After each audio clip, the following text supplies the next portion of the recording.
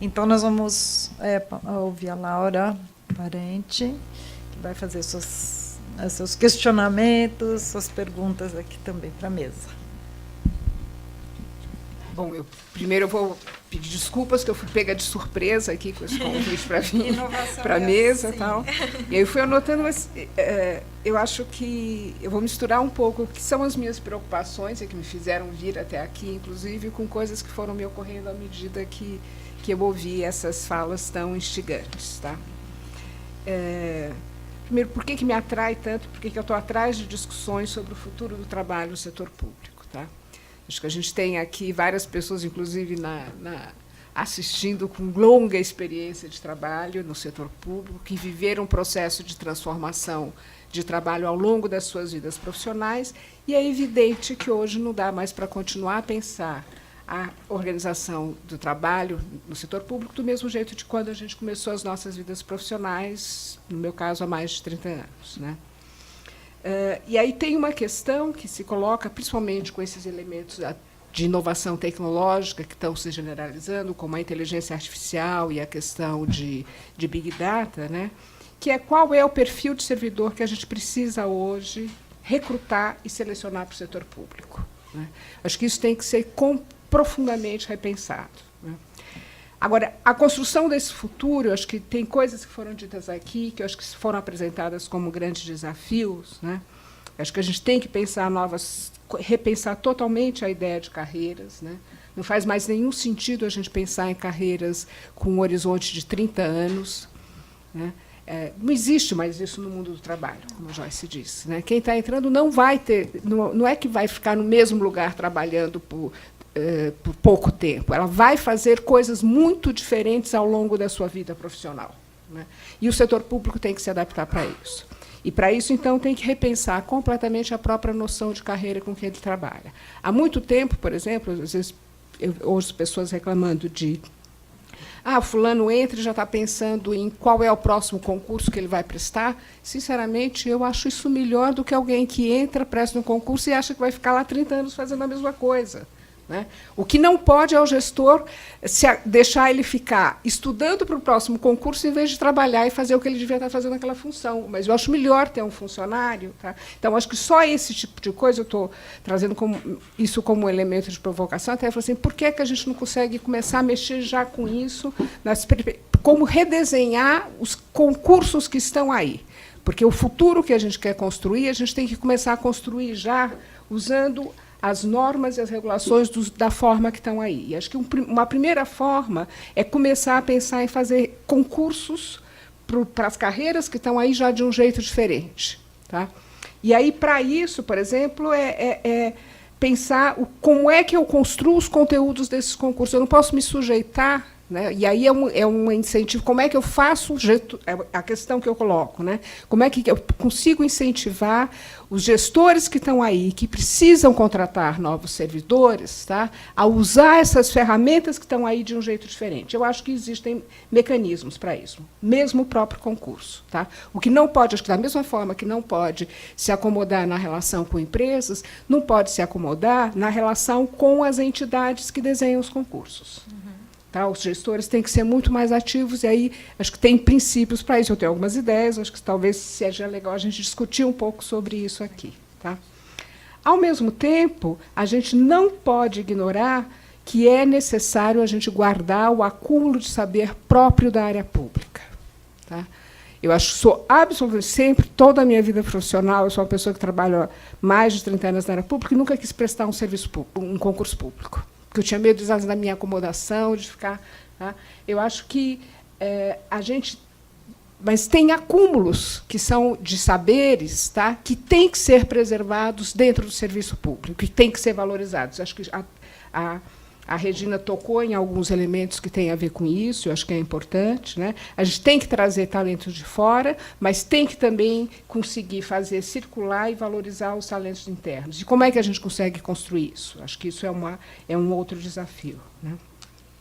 Eu nem perguntei para a Regina quanto tempo tinha para as minhas questões, mas eu vou tentar fazer alguns comentários mais sobre algumas coisas que eu acho fundamentais, que foram tidas aqui muito rapidamente. Tá?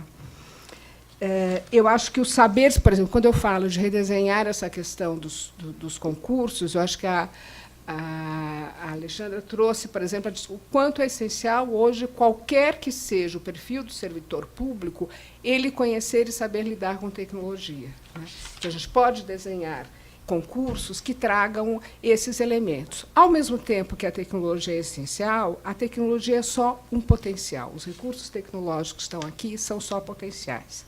E aí eu não resisto, eu vou contar uma história que tem a ver com a questão da merenda que você trouxe, né?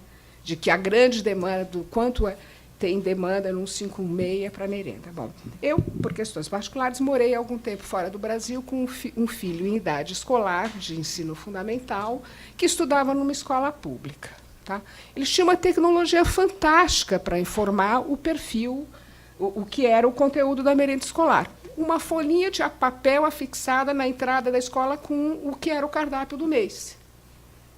E perfeito. E as discussões se davam em cima disso. Ou seja, tudo bem, era uma dinâmica de uma organização de relação com a proximidade de escola, que não necessariamente a gente tem uma situação em São Paulo que os pais vão, ou que alguém de casa vai levar a criança e ver isso na escola. Mas, ou seja, o que eu quero dizer é a questão básica aí, às vezes, não é a tecnologia, o instrumento tecnológico, mas é o compromisso da relação com a população ou com a demanda de informação, né? Então, eu só chamo a atenção para isso. Acho que isso tem que estar na frente, né? Qual é o meu compromisso? E acho que a Alexandra também trouxe elementos importantes quanto a isso, né? E isso também a gente pode construir, mesmo em concursos públicos, questões que permitam esse tipo de percepção de como a pessoa valoriza e percebe isso, né? Ou seja, não é o conhecimento formal só que a gente pode avaliar através de ferramentas objetivas, e a Joyce acho que tocou um pouco isso. Tá?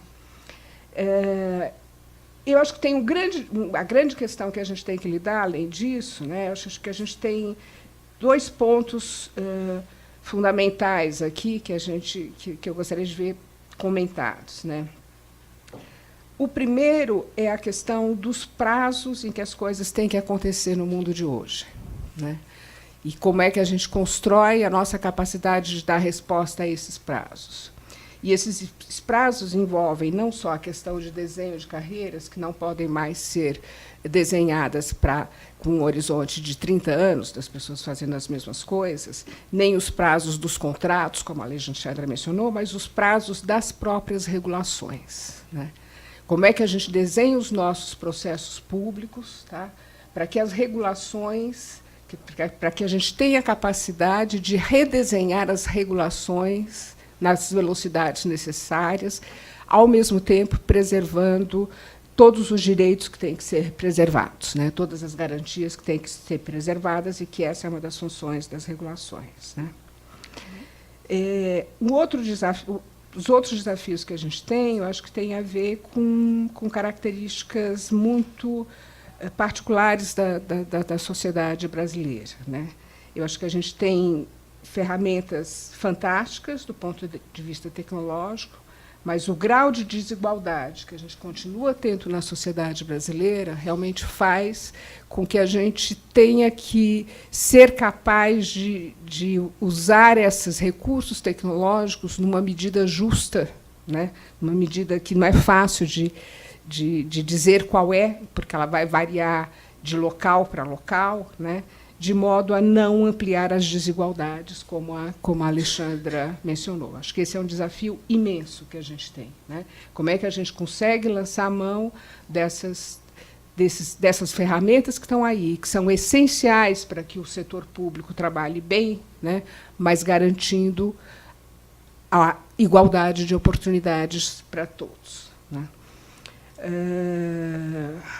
E tem uma outra questão também, acho que quando a gente fala, uma última questão que eu queria tocar, quando a gente fala nesse ponto da inovação criativa, participativa, eu acho que é fundamental a questão, como é que a gente garante, acho que tem muita gente falando de inovação, eu estou criando, mas você tem experiências diferentes em poderes públicos, tentando fazer essa coisa da cocriação e de trazer startups para propor soluções.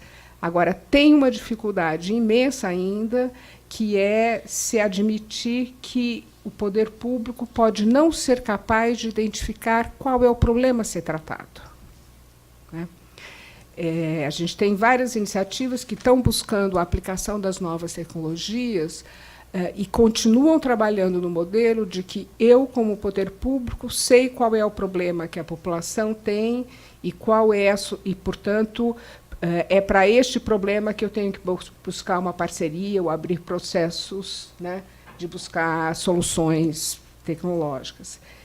E a gente tem muita pouca disponibilidade, eu acho que ainda conheço talvez um caso um pouquinho mais ousado nessa linha, né, de deixar que venha da sociedade a identificação de qual é o problema que precisa ser tratado junto com a proposta de construção de soluções, né? Então, como é que a gente também consegue caminhar nesse sentido, né? Muito legal isso. Muito bom, Laura. Obrigada. Ótimo.